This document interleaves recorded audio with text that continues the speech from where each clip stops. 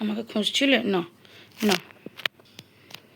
তো এখানে বাবু কাঁদতেই লেগে গিয়েছে। আমি যখনই ওপরে আসলাম তো বাবুর এখন মনটা একটু ভালো করি। তো আজকের হ্যালো ফ্রেন্ডস, আজকে অনেক ভোর ভোর উঠে পড়েছিলাম। ভোরবেলা উঠে দেখি আজকে এত সুন্দর ওয়েদারটা, আর আপনাদেরকে না দেখি আমি তো কোনো কিছু করতেই পারি না। তো সেই জন্য একেবারে চলে আসলাম ফোন নিয়ে। তো দেখুন এত কুয়াশা হয়েছিল আজকে, কি বলবো, আমি তো ভুলেই গেছিলাম যে 2025 সালে কোনো শীত পড়বে বলে। কেননা এত বৃষ্টি হচ্ছে আর এত গরম কমার তো নামই নেই, আর বৃষ্টিও থামার নাম নেই।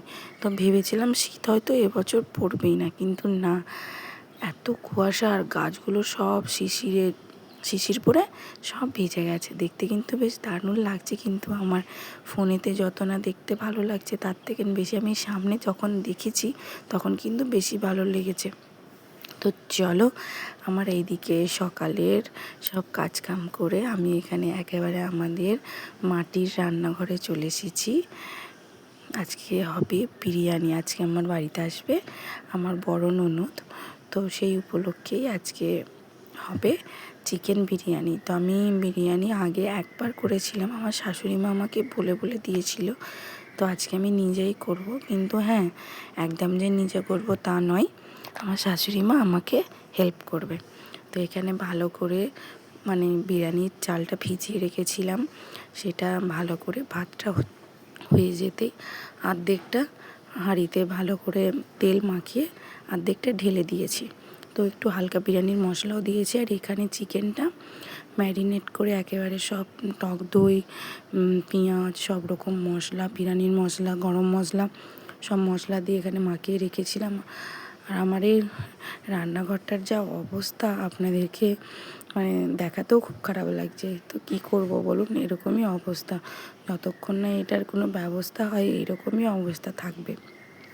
তো ভালো করে আলুটা কড়া করে ভেজে নিলাম, ভেজে বিরিয়ানির ওই চালের মানে ভাতের মধ্যে দিয়ে দিয়েছি ওটা। তো এখন আমি চিকেনটা যেটা ম্যারিনেট করে রাখা ছিল সেটাই এখন ভালো করে একটু কড়াতে তেল দিয়ে দিয়েছিলাম, সেটা দিয়েই এখন এটা ভালো করে কষে নেব।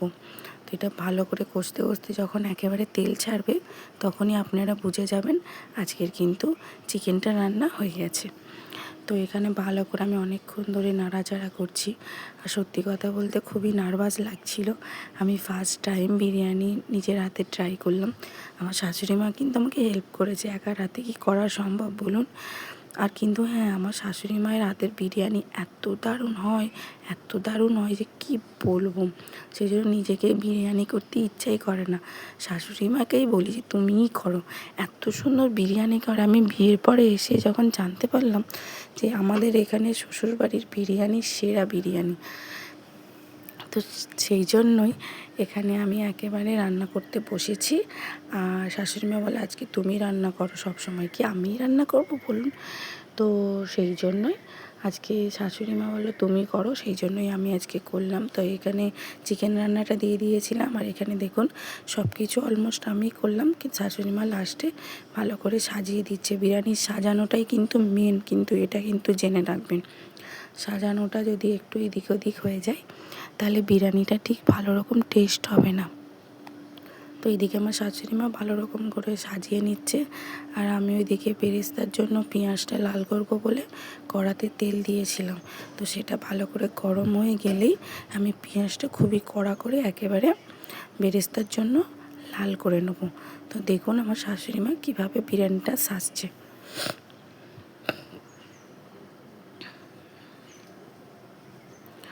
এত সুন্দর শাশুড়ি মায়ের আমার হাতের বিরিয়ানি আপনারা না খেলে একবারও বুঝতেই পারবেন না, মানে হোটেলকেও হার মানিয়ে দেবে, এত সুন্দর বিরিয়ানি করে।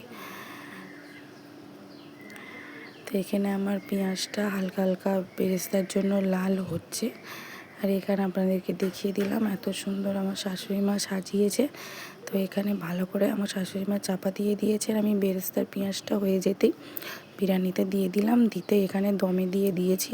এবারে আমি রান্নাঘরটা একটু পরিষ্কার করে নেব, ততক্ষণে রান্না মানে বিরিয়ানিটার দমে থাকুক। তো চলো আমি তাড়াতাড়ি করে এদিকের কাজ কমপ্লিট করে মাহিদার আমি গোসল করে নিই। মাই কি খাচ্ছ? কি খাচ্ছ? ভালো হয়েছে? মজা মজা, লাইক করে দাও। খেয়ে নাও, ভালো করে বাবু কাটো। গুড বয়, না খেয়ে নাও। তো বাবু এখানে লাঞ্চ করে নিই, কারণ আমি এখন অনেক কাপড় ধুয়েছি, সেগুলো একটু শুকাতে দিয়ে দিই, তারপর আপনাদের সঙ্গে কথা বলবো।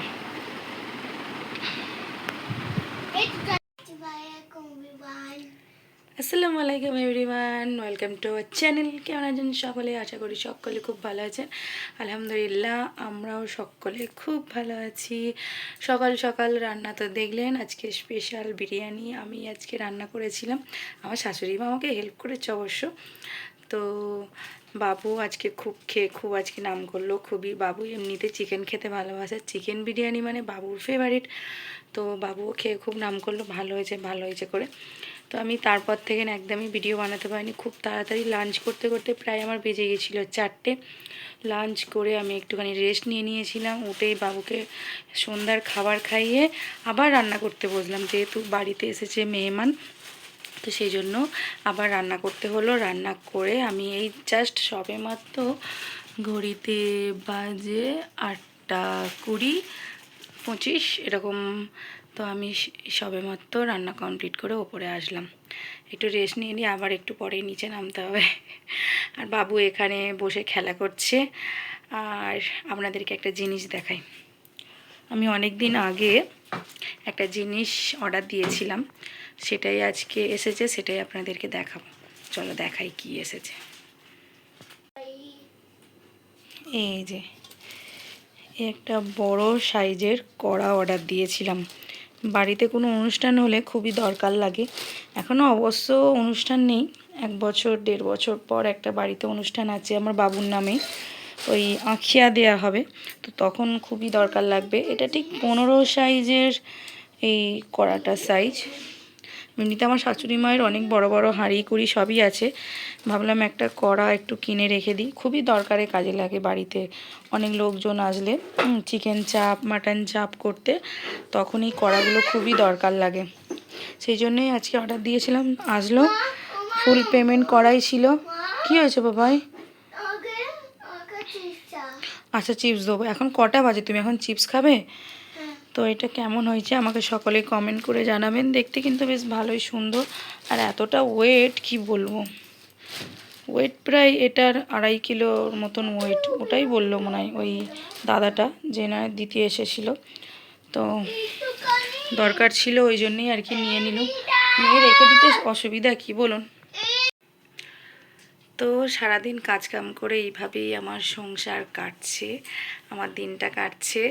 তো সামনেই পুজো আসছে, মাইদের পাপার 3-4 দিন ছুটি, আমাদেরকে কোথায় ঘুরতে নিয়ে যাবে আমরা নিজেরাও জানি না, কিন্তু বলেছে সারপ্রাইজ নিয়ে তো যাবই একদিন না একদিন, হয়তো ডেলি না পারলেও মানে 3 দিন ছুটি, মানে দেখা যাক কি হয়। তার মধ্যে আমার শাশুড়ি মা শ্বশুরমশাই যাবে, ওনারা ঘুরতে, মানে আমাদেরই মানে গ্রাম থেকে বাসে করে ঘুরতে নিয়ে যাচ্ছে মুর্শিদাবাদ, তো সেখানেই আর কি ঘুরতে যাচ্ছে। আমাকেও বলেছিল, আমি যেতে পারিনি, মাইদের পাপার ছুটি নেই, কারণ শনিবার তোমার কি কত তারিখ, 22 তারিখ না কত তারিখ ঠিক মনে পড়ছে না, ওই তারিখে মাইদের পাপার ছুটি নেই, মাইদের পাপার অষ্টমী থেকে ছুটি।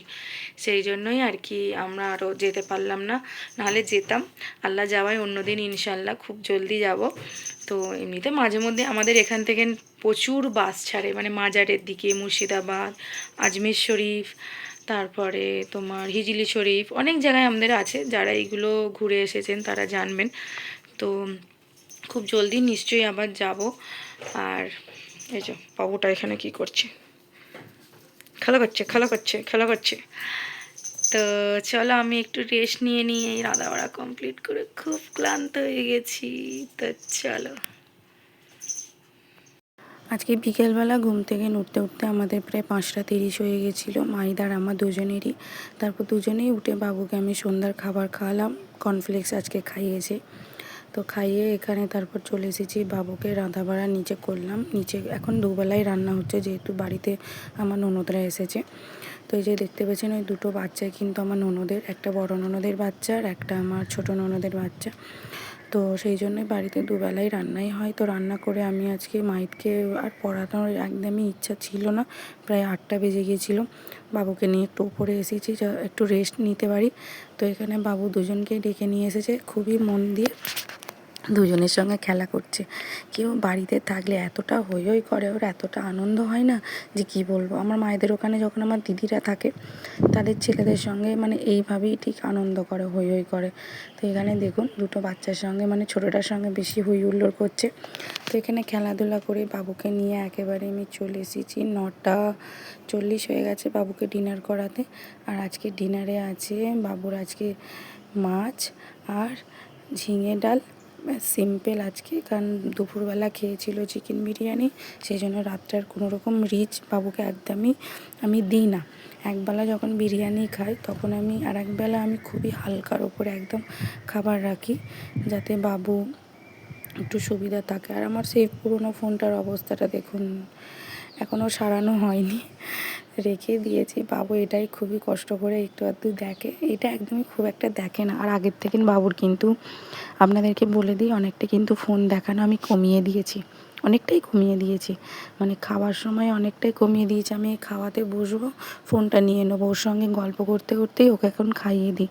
অনেকজন আমাকে এখানে রাগ করে, মানে আমার মা বলে যে না খাওয়ার সময় ফোন দেখাতে নেই।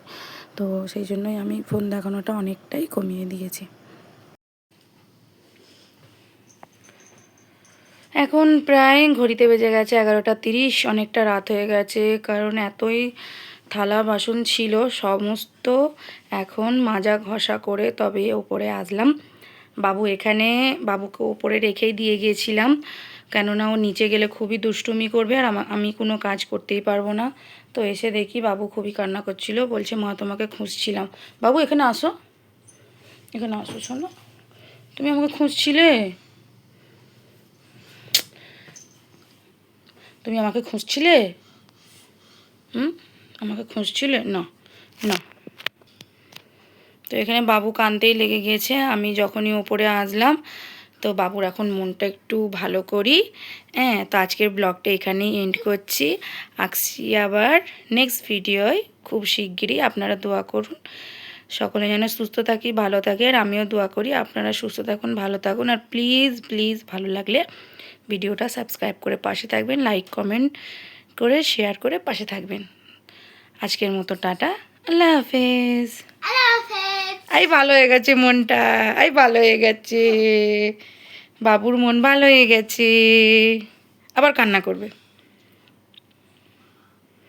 তো চলো এখন বাবুকে একটু ঠিক করি, আবার শুরু করে দেবে কান্না। টাটা।